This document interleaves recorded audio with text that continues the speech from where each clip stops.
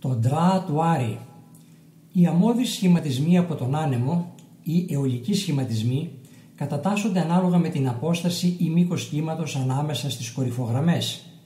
Στον Άρη παρατηρούμε 4 κατηγορίες αιωλικών σχηματισμών με αυξανόμενο μήκος κύματος.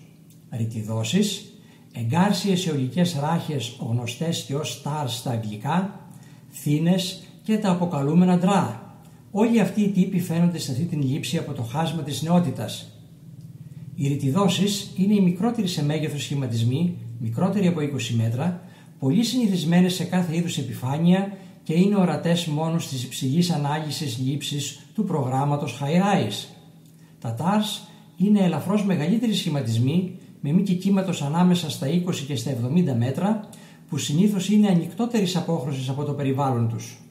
Οι θύνες με διαστάσεις από 100 μέτρα έως και 1 χιλιόμετρο είναι σκοτεινόχρωμες, ευρύτατα διαδεδομένες στην αεριανή επιφάνεια και πολλές εξακολουθούν να μεταβάλλονται και σήμερα. Ο σχηματισμός που οι γεωλόγοι αποκαλούν ντρά είναι ο μεγαλύτερος του είδους και είναι σχετικά σπάνιος στον Άρη. Εδώ, αυτό το γιγαντιαίο ντρά παρουσιάζει απότομες υπήνεμες πλαγιές ύψους πολλών εκατοντάδων μέτρων και έχει επάνω του μικρότερου μεγέθους αιωλικά χαρακτηριστικά όπως θύνες και ρητιδώσεις.